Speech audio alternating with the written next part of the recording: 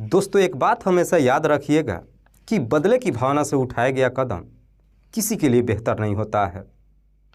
अगर इस दुनिया का हर इंसान बदले की भावना में आकर एक दूसरे को मारने लगे तो इस दुनिया को ख़त्म भी होने में जरा सी भी वक्त नहीं लगेगा।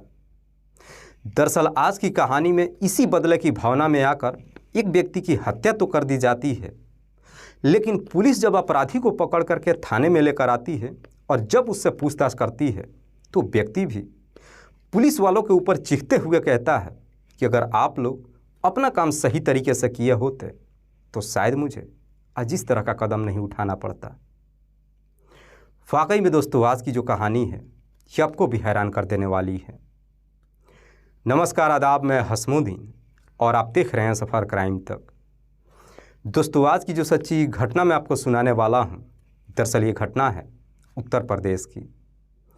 उत्तर प्रदेश का एक शहर पड़ता है मुरादाबाद और इसी मुरादाबाद का एक थाना पड़ता है मझोल। मझोल थाने के अंतर्गत एक इलाका आता है फाजलपुर और इसी फाजलपुर इलाके का रहने वाला है शबाबुल आलम। शबाबुल, जिसकी उम्र है लगभग 37 साल, जो एक प्राइवेट स्कूल का प्रिंसिपल है, जिस स्कूल का नाम है श्री साईं पब्लिक स्कूल। दरअसल ये स्कूल जो शबाबुल के घर से महज थोड़ी सी दूरी पे है, जहाँ पे शबाबुल हर रोज़ पैदल ही अपने घर से स्कूल के लिए जाता है। शबाबुल के अब्बू का नाम है जाहिद हुसैन, जो लखनऊ में रह करके एक प्राइवेट कंपनी में नौकरी करते हैं। जाहिद हुसैन के परिवार में उनकी पत्नी सम्मा परवीन के अलावा टोटल 6 बच्चे हैं, जिसमें 4 बेटा और 2 बेटियां। शबाबुल सबसे बड़ा है। बात कर रहा हूं मैं 5 नवंबर 2024 की सुबह के करीब 8 बजे के आसपास। दरअसल शबाबुल हर रोज़ के तरह सुबह के करीब 8 बजे के आसपास अपने घर से पैदल ही स्कूल के लिए निकलता तो है, लेकिन अपने स्कूल से अभी 200 मीटर की दूरी पे ही होता है।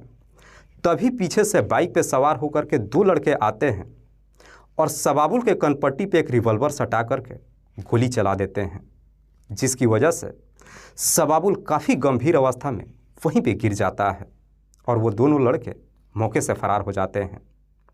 हालांकि गोली चलने की आवाज़ जब आस पड़ोस के लोग सुनते हैं, भागते दौड़ते शबाबुल के पास जाते हैं और फिर उसे आनन फानन में उठा करके नज़दीकी हॉस्पिटल में लेकर जाते हैं।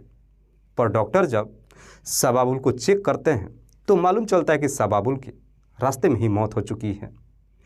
इसीलिए डॉक्टर सबसे पहले इस बात की जानकारी शबाबुल के परिवार वालों को देते हैं। चूँकि मामला एक हत्या का था, इसीलिए डॉक्टर इस बात की जानकारी साथ ही साथ पुलिस को भी दे देती है। इधर पुलिस को जैसे ही सूचना मिलती है, पुलिस फ़ौरन अपनी टीम के साथ हॉस्पिटल में जाती है और सबसे पहले डेड बॉडी को चेक करती है। तो मालूम चलता है कि शबाबुल के कनपट्टी पे एक गोली लगी हुई है। तब तक वहाँ पे शबाबुल के परिवार वाले भी पहुँच जाते हैं। शबाबुल के परिवार वाले जब उसकी डेड बॉडी को देखते हैं तो देखने के बाद सब के सब चीख चीख करके रोने लगते हैं।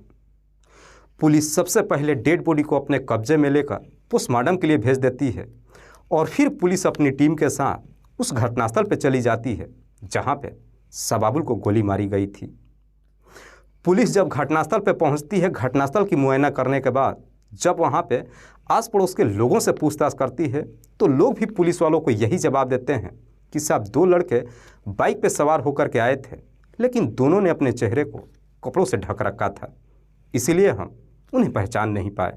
घटनास्थल की कार्रवाई पूरी करने के बाद पुलिस जब अपनी टीम के साथ फिर से हॉस्पिटल में जाती है तो शबाबुल के परिवार वालों से पूछताछ करती है कि क्या आप लोगों को किसी पे शक है कि शबाबुल की हत्या कौन कर सकता है।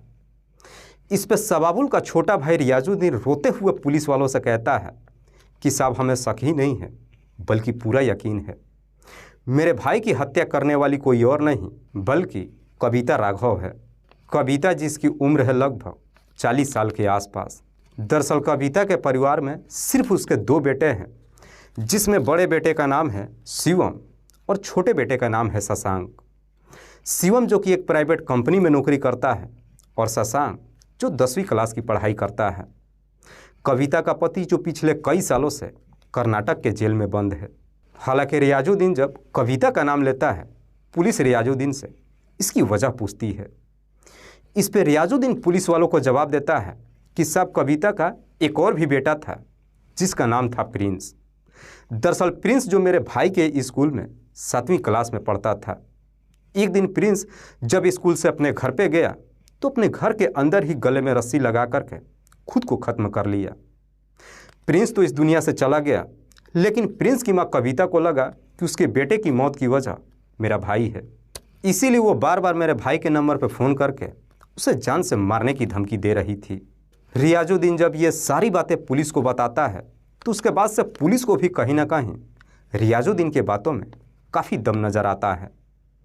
इसीलिए पुलिस रियाजुद्दीन के तहरीर पे कविता और उसके दोनों बेटों के नाम पे हत्या का मुकदमा दर्ज कर लेती है और फिर इन तीनों से पूछताछ करने के लिए कविता के घर पे जाती है, जहाँ पे पुलिस को कविता के साथ साथ उसके दोनों बेटे भी मिल जाते हैं। इसीलिए पुलिस इन तीनों को गिरफ्तार करके जब थाने में लेकर आती है, कविता से सबाबुल की हत्या के बारे में पूछताछ करती है। लेकिन पुलिस जैसे ही सवाल करती है, कविता का सबसे छोटा बेटा शशांक चीखते हुए पुलिस वालों से कहता है कि हाँ साहब, सबाबुल की हत्या हमने ही किया है और हमें अपने किए पे कोई पछतावा नहीं है। अगर आप लोगों ने अपना काम सही तरीके से किया होता तो शायद हमें आज इस तरह का कदम नहीं उठाना पड़ता। लेकिन शशांक जब इस हत्या की पूरी सच्चाई पुलिस वालों को बताता है तो वाकई में इसे सुनने के बाद हर कोई हैरान रह जाता है। दरअसल इस कहानी की शुरुआत होती है घटना से ठीक लगभग 4 महीने पहले। कविता का सबसे छोटा बेटा प्रिंस, जिसकी उम्र लगभग 14 साल के आसपास है, जो सबाबुल के ही स्कूल में 7वीं क्लास में पढ़ाई करता है। दरअसल एक दिन प्रिंस जब अपने स्कूल में पढ़ने के लिए जाता है तो अपने स्कूल के अंदर ही सबाबुल को स्कूल के एक महिला टीचर के साथ आपत्तिजनक स्थिति में देख लेता है। प्रिंस जैसे इस तरह की नज़ारा देखता है, उसके बाद से सबाबुल और वो महिला टीचर दोनों मिलकर के प्रिंस की बुरी तरीके से पिटाई कर देते हैं। पिटाई खाने के बाद प्रिंस रोते हुए अपने घर पे पहुंचता है।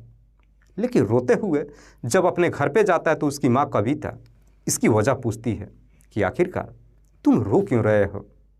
हालांकि काफ़ी देर तक पूछताछ करने के बाद तब जाकर के प्रिंस अपना मुंह खोलता है और रोते हुए अपनी माँ से कहता है कि दरअसल मुझे स्कूल के प्रिंसिपल एक महिला टीचर ने मारी है।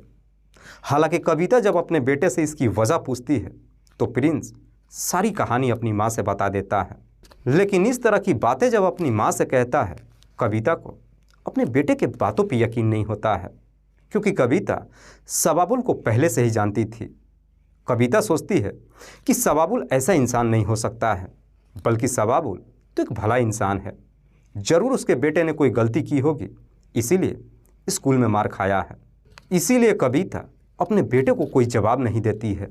इधर सारी सच्चाई बताने के बाद जब कविता कोई रिएक्शन नहीं लेती है तो प्रिंस को भी बड़ा अजीब सा लगता है कि इतनी बड़ी बात जब मैंने अपनी माँ से बताया, वो कुछ बोलने को तैयार ही नहीं होती है। दरअसल वो मार जो प्रिंस के शरीर पे नहीं बल्कि उसके दिल पे चोट लग गई थी, इसीलिए प्रिंस उस चीज़ को भूल ही नहीं पाता है, जिस वजह से रात्रि के वक्त जब वो खाना खाता है बीमार पड़ जाता है और अगले दिन स्कूल नहीं जाता है। लेकिन अगले दिन जब उसकी तबीयत ठीक हो जाती है, ठीक उसके एक दिन के बाद जब फिर से स्कूल में जाता है तो सबाबुल और वही महिला टीचर दोनों मिलकर के प्रिंस की फिर से बुरी तरीके से पिटाई कर देते हैं।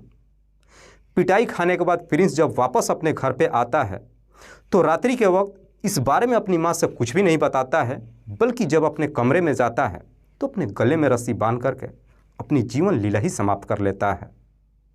प्रिंस की जब मौत हो जाती है और जब उसकी डेड बॉडी उसकी माँ कविता देखती है तो देखने के बाद चीख चीख करके रोने लगती है। दरअसल उस वक्त कविता को यकीन होता है कि शायद उसका बेटा सही कह रहा था। इसीलिए कविता मझौला थाने में जाती है और सारी बात पुलिस को बताते हुए कहती है कि साहब, भले ही मेरे बेटे ने अपने आप को ख़त्म कर लिया है, लेकिन उसे मरने पे मजबूर करने वाला उसी के स्कूल का प्रिंसिपल सबाबुल है। हालांकि कविता पुलिस वालों से काफ़ी रिक्वेस्ट करती है, पर बावजूद इसके पुलिस कविता की एक भी बात नहीं सुनती है और रिपोर्ट भी नहीं दर्ज करती है, जिसकी वजह से कविता भी एकदम से गुस्से में आ जाती है और सबाबुल को सबक सिखाने का फैसला कर लेती है। दरअसल कविता अंदर ही अंदर ये ठान लेती है कि जब तक सबाबुल को उसके किए की सज़ा नहीं मिल जाएगी तब तक मैं आराम से नहीं बैठने वाली हूँ। दरअसल कविता अपनी तमाम कोशिश तो करती है, लेकिन उसकी हर कोशिश नाकामयाब हो जाती है।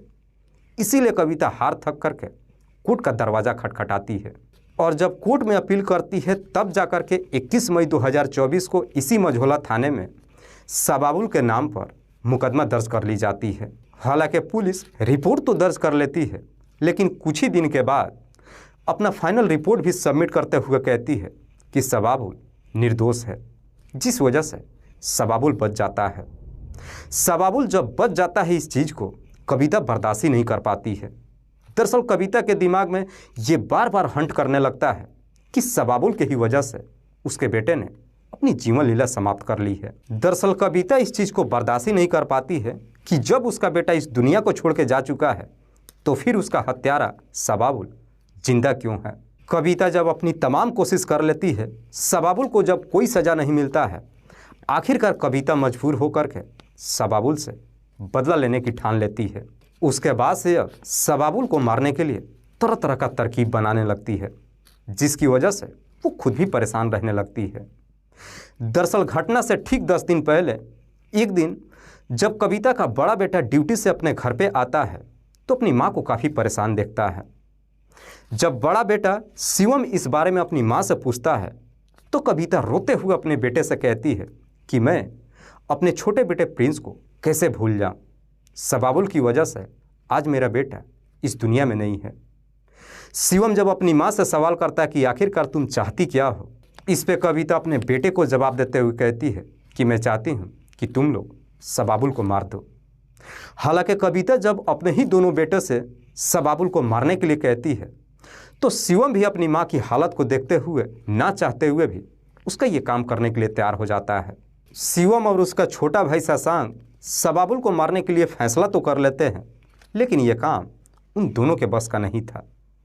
इसीलिए शिवम जाकर के अपने एक दोस्त क्रिस से मुलाकात करता है। दरअसल क्रिस जो एक हिस्ट्री सीटर है। क्रिस से जाकर के जब सबाबुल को मारने के लिए कहता है, क्रिस इसके लिए तैयार हो जाता है। इसलिए एक दिन शिवम क्रिस को लेकर के अपने घर पे आता है और फिर अपनी माँ कविता से मुलाकात करवाता है। उस दिन कविता के घर के अंदर ही ये चारों बैठ करके ये प्लान बनाते हैं कि सबाबुल को कैसे इस दुनिया से हटाया जाए। काफ़ी देर तक विचार विमर्श करने के बाद आखिरकार अपना प्लान तैयार कर ही लेते हैं और इसी प्लान के तहत कुछ दिन तक क्रिस और शिवम जा कर के सबाबुल का रेकी करते हैं। जैसे ही इनकी रेकी कंप्लीट हो जाती है 5 नवंबर 2024 को हर रोज़ के तरह जब सबाबुल अपने घर से पैदल ही स्कूल के लिए निकलता है तो क्रिस और शिवम अपनी बाइक लेकर के घर से निकल जाते हैं। दरअसल क्रिस जो कि अपने षड्यंत्र के तहत पहले से ही एक तमंचे का इंतजाम कर रखा था, शिवम बाइक चला रहा था और क्रिस पीछे उसके बैठे हुआ था। इधर सबाबुल जैसे ही अपने स्कूल के नज़दीक पहुंचता है तभी दोनों बाइक से पीछे की तरफ से जाते हैं। क्रिस अपने पास से उस हथियार को निकालता है और सबाबुल के कनपट्टी पे सटा करके गोली चला देता है, जिसकी वजह से सबाबुल की घटनास्थल पे ही मौत हो जाती है। उसके बाद से क्रिस और शिवम जो बाइक लेकर के मौके से फरार हो जाते हैं। क्रिस अपने घर चला जाता है और शिवम अपने घर चला जाता है। दरअसल इन दोनों को पूरा यकीन था कि शायद हम कभी पकड़े नहीं जाएंगे, लेकिन जिस जगह पे इस घटना को अंजाम देते हैं वहीं पे एक सीसीटीवी लगा हुआ था। उसी सीसीटीवी के अंदर ये पूरा ही माजरा रिकॉर्ड हो जाता है। पुलिस जब उस सीसीटीवी की रिकॉर्डिंग को देखती है तो आखिरकार उस सीसीटीवी रिकॉर्डिंग के अंदर ये दोनों ही बाइक पे नज़र आ जाते हैं। वाकई में शशांक जब ये पूरी कहानी पुलिस को बताता है उसके बाद से पुलिस शशांक के ही तहरीर पे शिवम के दोस्त क्रिस को भी गिरफ्तार कर लेती है। पुलिस जब इन तमाम आरोपियों को गिरफ्तार कर लेती है उसके बाद से जिला अदालत में पेश करती है, जहां से इन सबको जेल भेज दिया जाता है। दोस्तों, इस पूरी घटना के बारे में आप क्या सोचते हैं? आप अपनी राय हमें कमेंट बॉक्स में ज़रूर दीजिएगा। जाते जाते मैं आपको बता दूं कि कुछ मेरे व्यूअर्स हैं जो रोज़ाना मेरे इस वीडियो को देखते ही नहीं हैं, बल्कि अपना कीमती समय निकाल कर मुझे अपना प्यार भी देते हैं, जिनमें से एक का नाम है doctor A K. Agnihotri. Doctor A K. Agnihotri जो प्रयागराज उत्तर प्रदेश के रहने वाले हैं। दूसरे मेरे व्यूअर हैं श्रवण कुमार जो छत्तीसगढ़ प्रदेश के रहने वाले हैं। तीसरे मेरे व्यूअर हैं रमेश जो बोरा असम के रहने वाले हैं।